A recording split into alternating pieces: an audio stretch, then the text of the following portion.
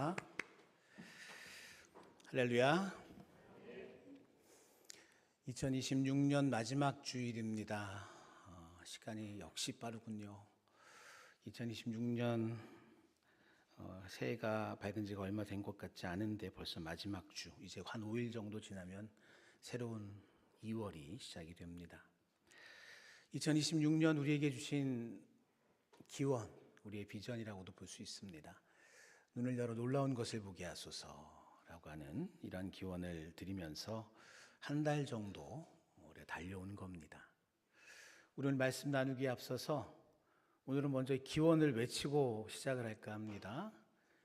우리 광고 시간에 주로 외쳤습니다만 오늘은 이 주제에 대한 마지막 말씀 나누는 시간이니까 우리 손 크게 들고 함께 우리 주님 앞에 기도하듯 외쳐보겠습니다. 제가 선창하겠습니다. 눈을 열어 놀라운 것을 보게 하소서.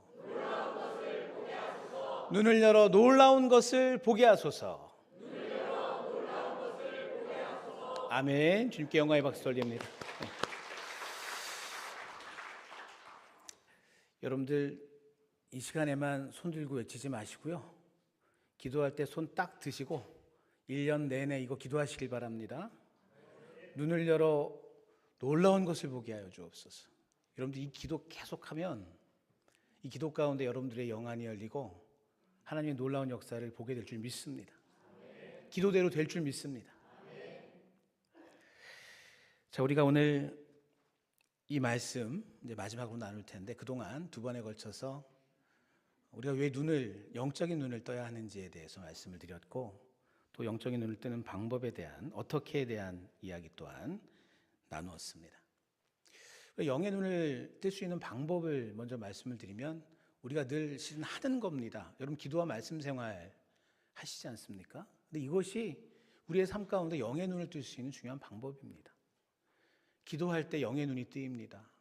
우리가 함께 나눈 말씀 가운데 엘리사의 사환이 이 여러 어려움 가운데서 그 정말 두려움과 공포 가운데 빠져 있었습니다. 눈앞에 문제 때문에 그랬죠. 적들이 둘러싸고 있는 그 현실. 근데 그 가운데 기도할 때 어떤 일이 벌어졌습니까? 그의 눈이 띄어져서 그들을 둘러싸고 있는 불말과 불병거를 보게 됐습니다. 기도가 우리의 눈을 뜬다는 것이죠. 뜨게 한다는 겁니다. 또한 순종 역시 중요합니다. 예수님께서 시각장애인의 눈을 뜨이도록 하실 때에 그의 눈에 진흙을 바르시고 실로암 못에 가서 씻으라 얘기하셨을 때 순종으로 나아갔을 때 그의 눈이 띄었습니다. 단지 육신의 눈만이 띄인 게 아닙니다. 그가 주님을 따라 나설 수 있는 그런 제자로서의 삶을 결단하면서 그 가운데 영적인 눈을 온전히 뜨고 또 새로운 삶의 변화로서 새로운 인생을 살게 되었다는 얘기죠.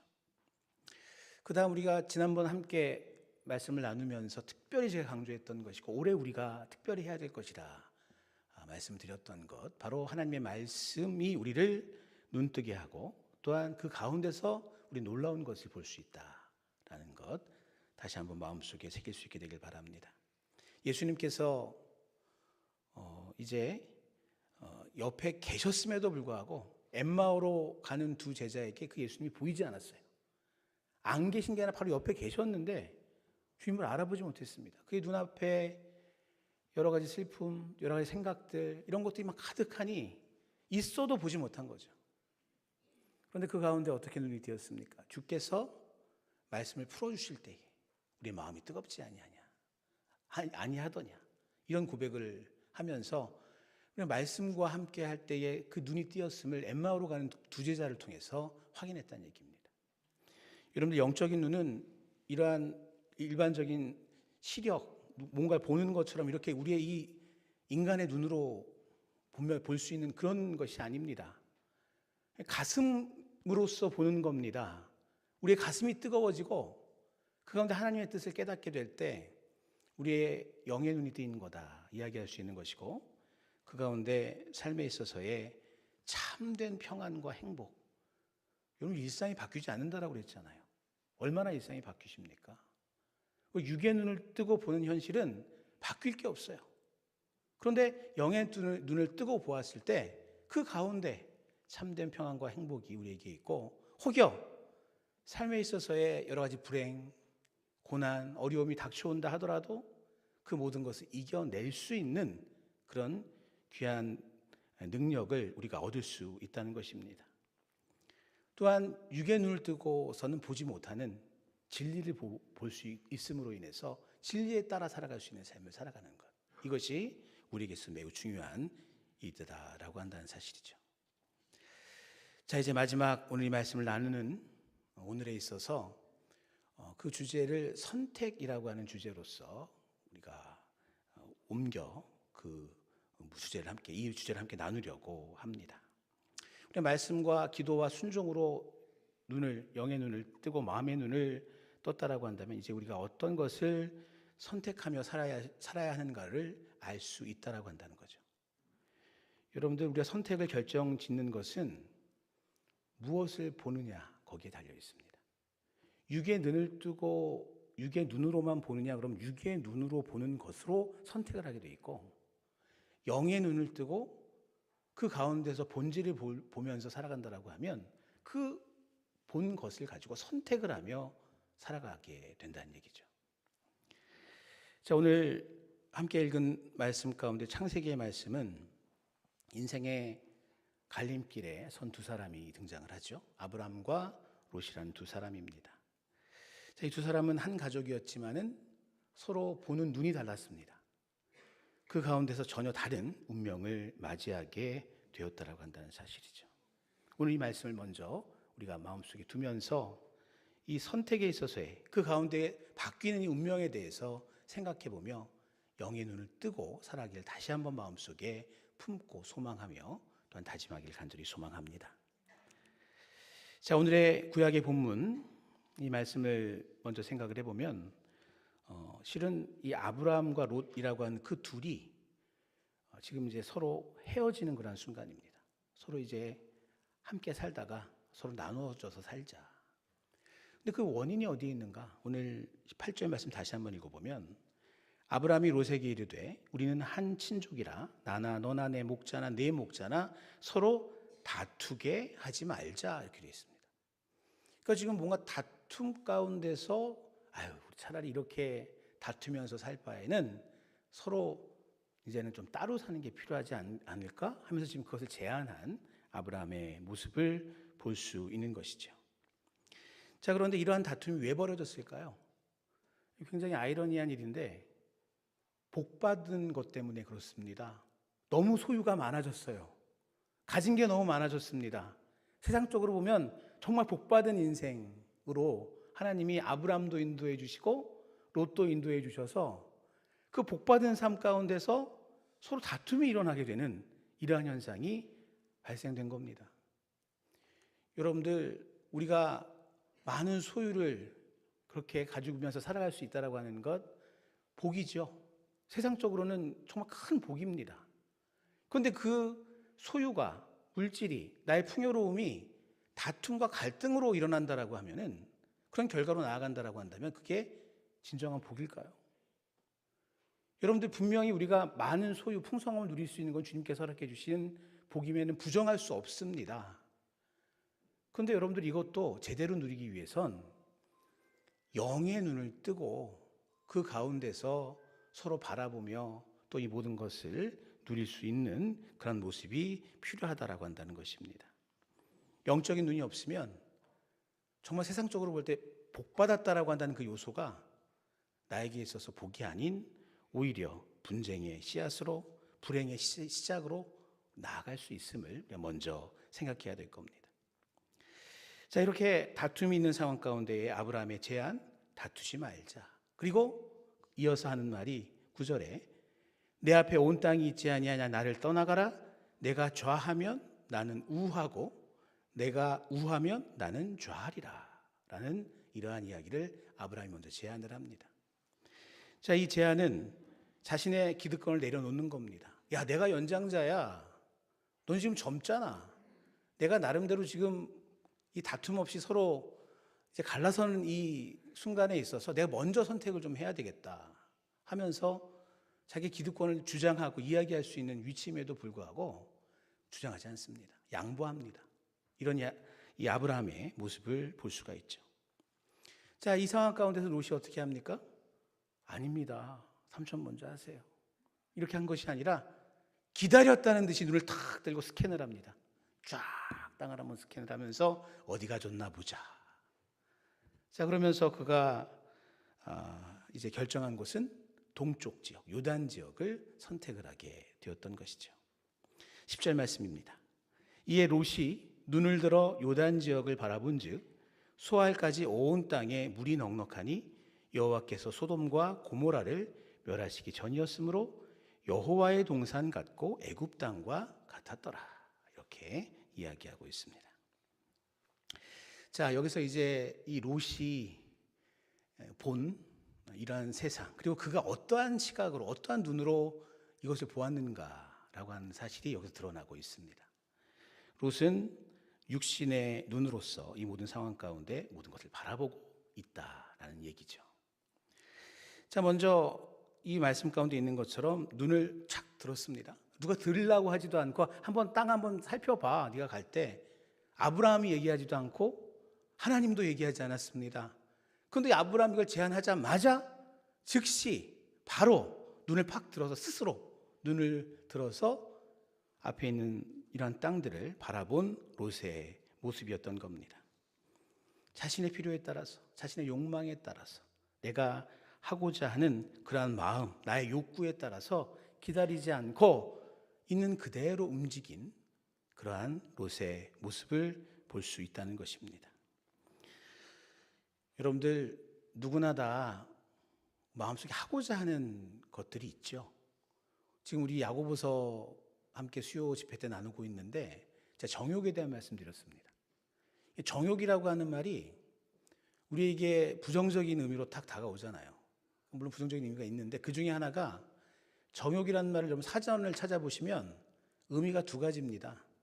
하나는 내가 하고자 하는 욕망. 근데 이것은 실은 부정적인 의미로만 해석할 수 있는 건 아니에요. 누구나 다 욕망이 있으시잖아요. 식욕이 있으시잖아요. 먹고자 하는 거. 그리고 뭐 명예욕도 있고 성욕도 있고 우리 기본적으로 인간이라고 한다면 하고자 하고 채우고자 하는 것들이 있습니다. 여기서 말하는 정욕, 영어로 하면 디자이어라는 겁니다. 그 디자이어가 나쁜 말이 아니거든요. 그런데 그 사정 가운데 또 하나의 정욕에 대한 의미가 있는데 그게 이제 부정적인 의미죠. 이것은 어떤 본능에 의한 것이 아니라 어떤 죄성을 의미하는 겁니다. 그래서 특히 성적인 어떤 그런 욕구, 이것을 정욕이라고 이야기를 해서 정욕 그러면 부정적으로 이야기를 하곤 하지만 실질적으로 우리는 모두가 다 그런 욕망을 갖고 있는 존재, 우리 인간이 그렇습니다. 그 롯의 이 모습을 보면 어떻게 말하면은 이건 인간이 하고자 하는 그 디자이어가 있는데 그 부분에 있어서 그 표출한 게 뭐가 문제입니까? 라고 이야기할 수 있는 지점이란 얘기죠. 근데 문제는 뭘까요? 야고보 사도가 이야기한 것처럼 정욕에 있어서 욕심과 시기로 구하면 하나님께서 주신다고요? 주시지 않는다라고 그랬습니다. 너희들이 구하여도 받지 못하면 정욕에 따라 구하기 때문이다. 잘못된 목적. 즉 우리 모두에게 욕구는 있는데 욕심과 시기로, 여기서 말하는 욕심은 이기적인 정욕입니다. 여기서 시기는 왜곡된 정욕입니다. 이렇게 너희들이 잘못된 동기를 가지고 구할 때 하나님은 안 주셔. 이렇게 이야기하고 있는 야고보였다는 것이죠. 자, 오늘 이 롯의 모습을 그렇게 볼 수 있다는 겁니다. 지금 그가 눈을 들어서 지금 세상을 쫙 바라보고 있는 이 모든 것들이 육의 눈으로서 지금 자기의 욕망과 필요를 따라서 보고 있는 이러한 모습이라는 얘기죠. 그 가운데 육의 눈으로 보았으니 무엇만 보이겠습니까? 겉으로 보이는 것, 현상만 보이게 되어 있죠. 그래서 그가 본 것은 요단 지역, 그 중에서 특별히 좋은 지역을 딱 바라보고 있는데 그것이 바로 여호와의 동산 같고 애굽 땅과 같았다라고 이야기합니다. 그만큼 물이 많고 풍족한 그런 곳, 그곳에서는 가축을 치기에도 좋고 또 어떤 뭔가 재배한다라고 하더라도 충분히 가능하겠다. 마치 하나님의 동산 같고 또 애굽 땅과 같다. 하나님의 동산, 여호와의 동산은 뭡니까? 에덴 동산이라고 생각하시면 되겠죠. 하나님께서 허락해 주신 에덴 동산입니다. 애굽 땅, 정말 기름진 곳이고 세상적으로 볼 때 성공의 상징이라고 이야기할 수 있는 겁니다. 자, 그런데 여러분들 이 표현부터가 문제입니다. 육의 눈으로 바라보면서 그 좋은 땅에 대한 표현해 보세요. 여호와의 동산 같고 애굽 땅과 같았다. 여호와의 동산 애굽은 누가 허락해 주신 겁니까? 하나님께서 우리 인간에게 주신 정말 풍요로운 가장 이상적인 그러한 곳이 에덴 동산 아닙니까? 하나님께서 우리에게 허락해 주신 겁니다. 애굽 땅은 뭐의 상징입니까? 세상적인 풍요의 상징입니다. 그들이 어떠한 일을 벌여서 얻은 풍요인지 몰라요. 어떠한 탐욕, 어떠한 욕심, 어떠한 죄악이 그 안에 담겨져 있는지 모르는데 아무튼 눈에 볼 땐 굉장히 화려하고 많은 풍부함이 있는 그러한 것, 거기에 상징이 바로 애굽 땅입니다. 근데 지금 그 땅 딱 바라보면서 한다는 말이 여호와의 동산 같고 애굽 땅과 같다. 가장 거룩한 곳과 가장 세속적인 것을 동일선상에 보면서 지금 이야기하고 있지 않습니까? 무슨 의미입니까? 분별력이 없다는 얘기입니다. 분별하지 못한다는 얘기입니다. 무조건 눈으로 봤을 때 좋은 건 다 좋은 줄 알고 있다는 얘기예요. 하나님이 주신 풍요로움과 풍족함과 그 복과 세상적인 복을 구분하지 못하고 눈에 보기에 그냥 죽으니까 좋다. 여호와의 동산 같고 애굽 땅 같고 이렇게 이야기하고 있는 롯의 모습이 여기에 담겨져 있는 겁니다. 더군다나 여러분들이 동쪽이라고 한다는 것이 창세기에 있어서의 동쪽은 하나님과 멀어지는 곳이에요. 에덴 동산 지금 방금 말씀드렸는데 에덴 동산 하나님께서 이렇게 만들어 놓으시고 인간의 타락으로 인해서 쫓아내셨습니다. 그리고 그 가운데 그룹과 불칼들을 세워두셔가지고 에덴 동산 못 오게 만들어 놓으셨는데 그게 어느 쪽이죠? 에덴의 동쪽입니다. 동쪽은 하나님과 멀어진 공간이에요. 가인이 자기 동생 죽이고 도망치면서 어느 방향을 향해 간 줄 아십니까? 동쪽 향해 갔습니다. 바벨탑, 많은 사람들이 다니다가 그들이 정착한 어느 지역이 동쪽이라고 했어요. 그 동쪽 지역에서 우리가 이러지 말고 하늘에 닿을 탑을 쌓아 올려보자 하면서 바벨탑을 쌓았던 곳이 동쪽입니다. 그런데 그 동쪽 바라보면서 창세기에 있어서의 동쪽은 그렇게 하나님과 멀어지는 곳인데 그건 관계가 없이 육의 눈으로 봤을 때 이게 하나님 여호와의 아름다운 에덴 동산, 애굽 세속적이든 그게 중요한 게 아닙니다. 그냥 좋아 보이니 그것을 분별력 없이 그것을 바라보면서 그쪽으로 나아갔던 하나님과 멀어지는 이러한 것을 선택한 롯의 모습임을 알 수 있다는 얘기죠. 육의 눈으로 현상만 보면 이런 일이 벌어진다는 얘기입니다. 그 가운데서 실체를 보지 못한 것이죠. 당연합니다. 현상을 보니 그 안에 숨겨져 있는 실체를 보지 못하는 것이죠. 지혜가 무엇일까요? 가장 첫 번째가 지혜로움은 통찰력이라고 말씀드렸어요. 액면을 보는 게 아니라 그 안에 넘어 있는 그 안에 있는 것을 통찰할 수 있는 게 지혜의 중요한 하나의 요소입니다. 지혜롭지 못한 겁니다. 이게 바로 롯의 모습이고 그 가운데 실체를 보지 못하며 그래서 여러분들 이 롯이 그렇게 봐서 계속 옮겨갔던 곳이 어딜까요? 어느 땅까지 갔습니까? 소돔까지 갔습니다. 이 롯이 소돔까지 그 죄악의 땅 정말 화려하고 많은 사람들이 그곳에서 즐기고 그 풍요를 누렸던 곳 아닙니까? 이 롯이 선택한 곳은 육의 눈으로 보면서 현상만 바라보면서 동쪽, 즉 하나님과 멀어지는 곳인 줄 모르고 계속 따라갔더니 그가 결국 정착한 그곳은 소돔이었음을 우리들이 분명히 명심해야 된다는 얘기입니다. 실체를 보지 못하니.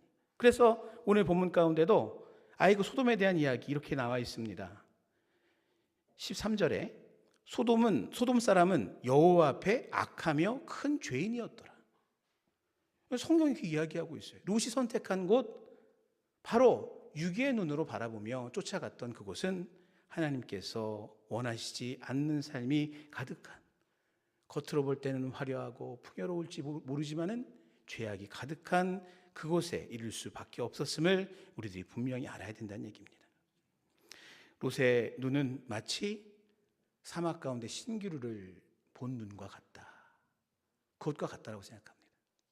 여러분, 우리 육신의 눈은 그렇게 속을 수가 있다는 거예요.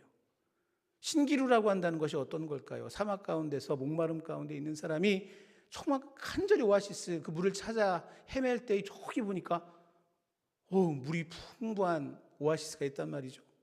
막 달려갔는데 어떻습니까? 말 그대로 신기루, 허상이었던 거죠.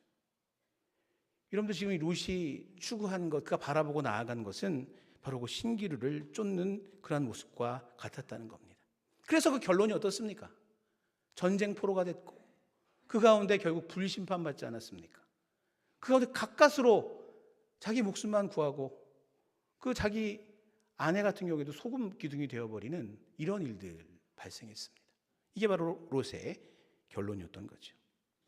여러분들 이것이 육신의 눈이 가진 한계임을 알아야 될 것이며, 여러분들 2026년 우리가 먼저 경계해야 될 게 이것입니다. 내 눈앞에 현상만을 바라보는 그런 모습들, 이익이 커 보인다라고 해서, 그게 더 유리한 것 같다라고 해서 육의 눈으로만 판단하고 실체를 보지 못하며 그 가운데 남들이 또 다 가는 길이라고 생각하면서 덥석 그것을 잡으려 하고 그 길로 가려 하고, 이렇게 되지 않길 바랍니다. 정말 중요한 부분입니다. 화려해 보일수록, 좋아 보일수록 그 안에 담겨져 있는 실체를 분별하여 나아가야 된다는 얘기죠. 자, 이제 아브라함의 눈을 볼 차례입니다. 반면 아브라함은 어떠한 눈으로 바라보고 있었던가? 일단은 그 비옥한 땅을 조카에게 양보를 한 아브라함입니다. 먼저 선택권을 줬다는 것부터가 그렇죠. 자, 그런데 그가 왜 그랬을까? 내가 어른이니까 그래도 너한테 나 양보할게, 이렇게 마음씨 좋은 삼촌으로서의 모습을 보이기 위해서 그럴 수도 있었겠죠. 자, 하지만은 오늘 말씀 가운데 우리가 알아야 될 것은, 하나님께서 이 아브라함을 통해서 실은 더 큰 것을 보게 하셨고, 아브라함은 바로 그것을 생각했다라는 사실을 알 수가 있습니다. 오늘 14절 말씀 보시면, 롯이 아브라함을 떠난 후에 여호와께서 아브라함에게 이르시되 너는 눈을 들어 너 있는 곳에서 북쪽과 남쪽 그리고 동쪽과 서쪽을 바라보라 말씀하십니다. 자, 이제 아브라함의 눈에 대한 이야기입니다. 그의 눈은 어떠한 눈일까? 결론으로 말씀을 드리면 영적인 눈을 뜨고 보는 믿음의 눈이라고 말씀드릴 수 있겠죠. 믿음의 조상 아브라함, 그가 보는 시선은 정말 영의 눈이 띈 그 상황은 특별히 믿음의 눈으로서 모든 것을 보았다는 얘기입니다. 자, 여기서 일단 먼저 전제가 되는 것이 무엇일까요? 롯이 아브라함을 떠난 후에라고 하는 말부터 주목을 해볼 만합니다. 롯이 아브라함을 떠난 후, 이전까지 롯과 아브라함은 정말 아들과 아버지와 같은 그런 관계였을 거예요. 처음에 자기 본토에서 떠났을 땐 형제와 함께 떠났던 아브라함인데 그 형제들이 죽고 이제 조카 남아서 가나안으로 들어갔습니다. 그 모든 것을 함께 했어요. 동고동락했습니다. 어려움도 함께 겪고, 이 모든 것들 가운데 지금 많은 복을 받아 누리는 상황 가운데 다툼이 일어나서 지금 갈라지는 상황이에요. 자, 그런데 그 가운데서 인간적인 관계가 이제는 서로 떨어지고 이 관계가 이제 정리되는 이런 상황이 되었다는 거죠. 인간적으로 볼 때는 굉장히 마음 아픈 순간일 수 있습니다. 야, 너하고 나하고 이제까지 이렇게 함께 왔는데 이제 헤어진다? 슬프다. 힘들다. 정말 아쉽다. 이런 마음이 든다는 얘기죠. 자, 그런데 여러분들 이 순간 그렇게 홀로 남아서 어찌 말하면은 내가 중요하게 여겼던 그런 상실의 순간, 내가 의지하고 함께했던 인간적인 모든 관계들이 사라진 그 상실의 순간, 누가 나타나십니까? 하나님께서 나타나세요. 그렇게 말씀하십니다. 우리가 여기서 먼저 생각해야 될 것이 바로 그것입니다. 때로는 세상 살다가 세상의 여러 가지 엮인 관계 가운데 상실이라는 게 있을 수 있어요. 믿었던 그와의 이별, 멀어짐, 또 내가 뭔가를 잃어버리는 이런 상황들이 있을 수 있다는 얘기죠. 그런데 여러분, 이러한 때로는 인간적인 상실이라고 한다는 것이 하나님께서 영의 눈을 뜨고 세상을 바라보고 비전을 우리에게 허락해 주신다라고 하는 그 비전의 시작, 바로 그 순간이 될 수 있음을 또한 우리가 믿어야 될 줄 압니다. 여러분들 세상적인 여러 가지 상식, 사람을 믿고 사람을 의지하고 함께하는 모든 순간들 중요합니다만 실은 영원할 수 없는 거예요. 거기에 진실, 진리를 우리들이 추구해 나간다라고 하면 정말 쉽지 않습니다. 평생 가야 한 명의 진정한 친구를 만날까 말까 하는 게 우리 인생이라고 일반적으로도 이야기하잖아요. 자, 우리가 상실의 순간 하나님과의 만남과 그 가운데서의 눈이 뜨이며 하나님의 비전을 우리들이 볼 수 있는 순간이 됨을 우리가 먼저 알아야 된다는 얘기입니다.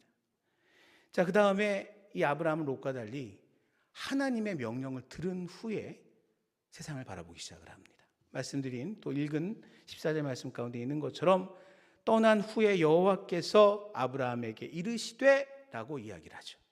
즉 하나님의 말씀이 그에게 떨어졌다라고 한다는 겁니다. 즉 하나님께서 보여주시는 것, 보라고 하는 것, 그것을 이제 보는 아브라함의 모습이었던 겁니다. 여러분들, 하나님께서 지금 이렇게 눈을 들어서 보라고 이야기하실 때 너 육신의 눈을 이렇게 감은 탁 뜨고 열심히 봐, 잘 살펴봐, 이런 의미일까요? 그거는 여러분 굳이 이야기 안 해도 되잖아요. 말 그대로 네가 알아서 해.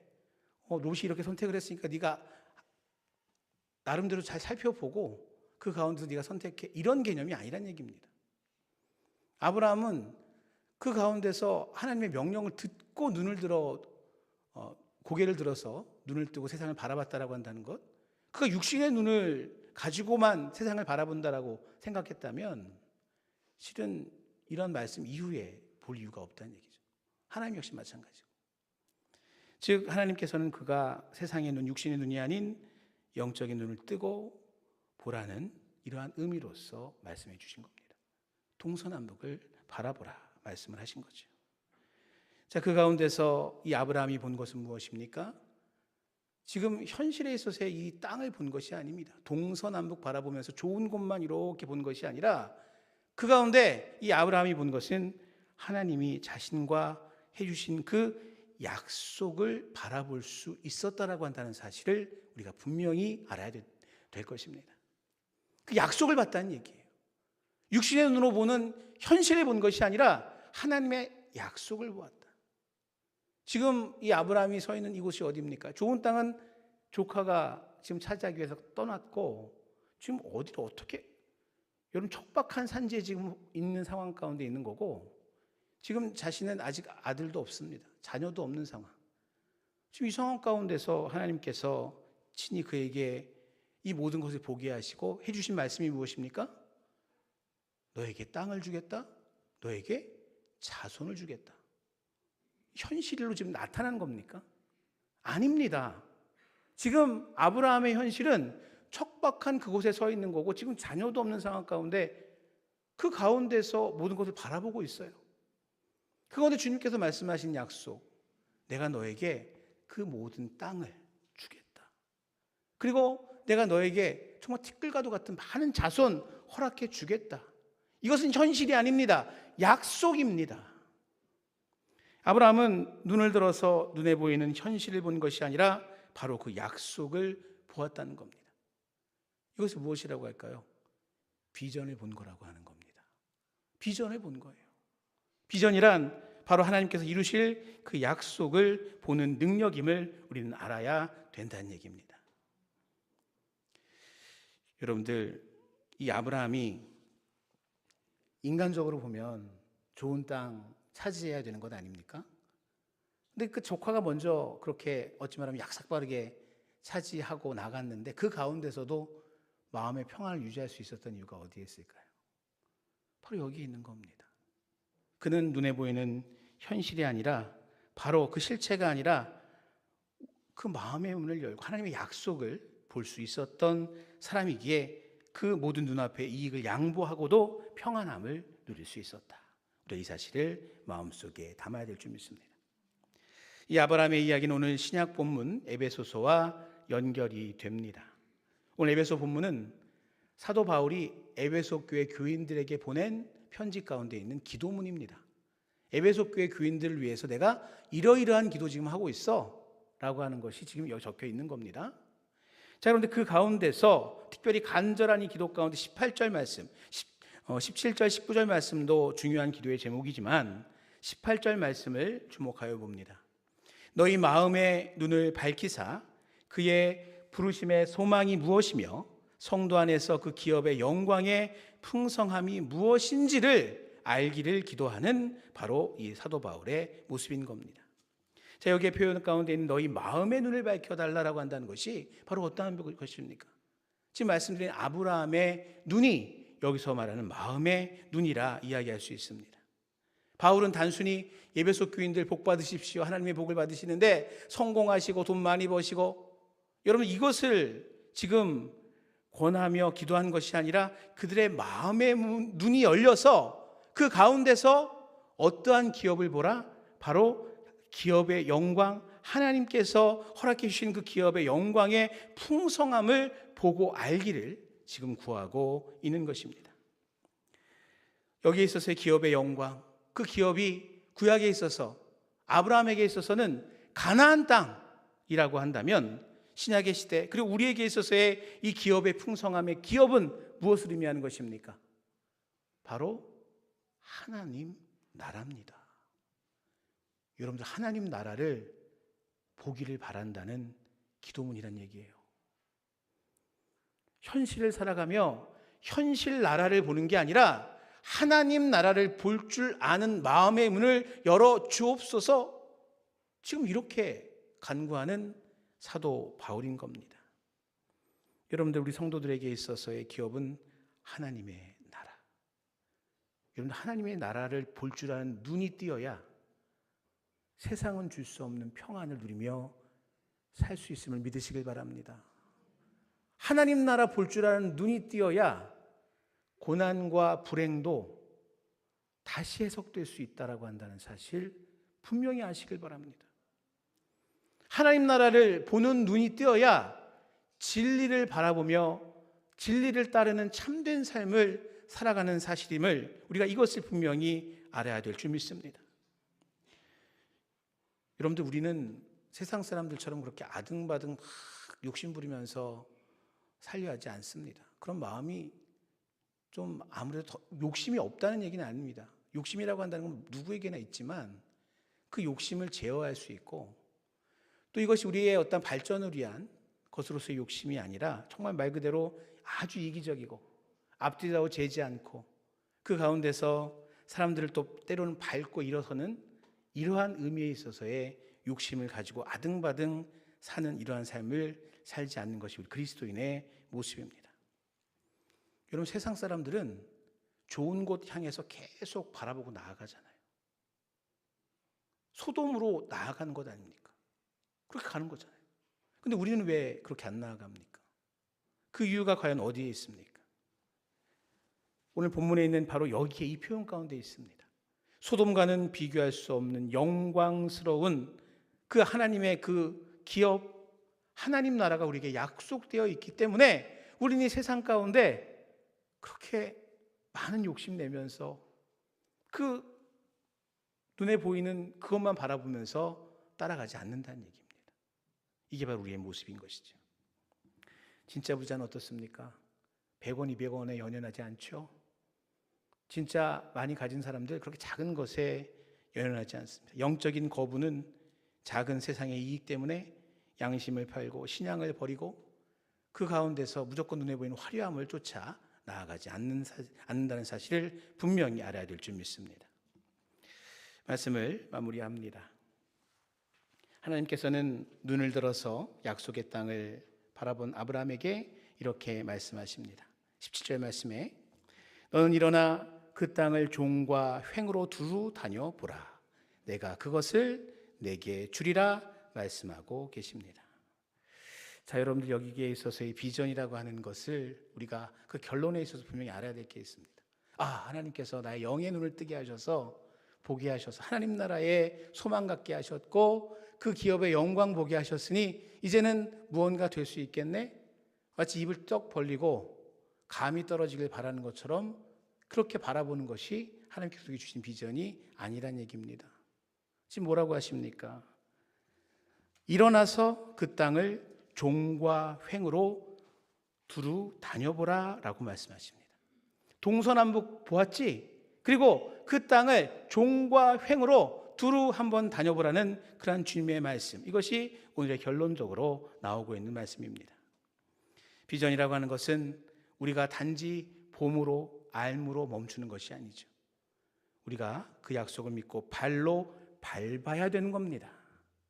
2026년은 바로 이렇게 이 모든 것을 제대로 보고 발로 밟으며 이 모든 것을 위해서 힘써 나가야 될 한 해여야 한다. 이것이 바로 우리가 2026년 살아야 될 삶의 태도임을 믿으시길 바랍니다. 롯의 눈은 버리고 아브라함의 눈을 뜨고 기도와 말씀, 순종으로 이 모든 것을 바라보면서 그 가운데 믿음으로 걸어가는 삶, 그 가운데 하나님께서 우리의 삶에 놀라운 것을 나타내 보여주시리라 믿습니다. 2026년 우리 한국교회 모든 성도님들, 우리 마음의 욕망에 신기를 쫓아가는 이러한 삶이 아니라 정말 약속의 실체를 붙잡아 나아가서 나중에 이 롯처럼 부끄러운 그러한 구원에 이르는 자가 아니라 아브라함처럼 믿음의 조상, 복의 근원이라 불리는 영광스러운 그러한 인생이 될 수 있기를 주의 이름으로 간절히 축복합니다. 기도하겠습니다. 은혜로우신 주 하나님, 눈을 열어 놀라운 것을 보게 하소서. 주님이 기원이 담긴 말씀을 통하여 우리에게 귀한 은혜를 주심을 감사합니다. 우리가 그동안 롯처럼 살은 것은 아닌가 돌아봅니다. 내 눈에 보기에 좋은 것, 당장 이익이 되는 것, 화려해 보이는 풍성한 것을 향해, 소돔을 향해 나갔던 우리였다면 주님 용서하여 주시고, 이러한 착각 속에서 벗어나 영의 눈을 뜨고 아브라함처럼 주님의 약속 붙잡고 비전을 보며 나아간 우리 모두가 될 수 있도록 은총 허락하여 주옵소서. 우리에게 허락된 하나님 나라 보게 하여 주옵소서. 주님, 현실을 보는 것이 아니라 하나님 나라 바라보며 그 기업의 영광을 누리게 하옵소서.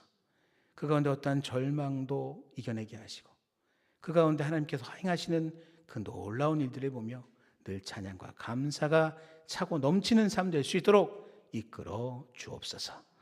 예수 그리스도의 이름으로 기도드립니다. 아멘.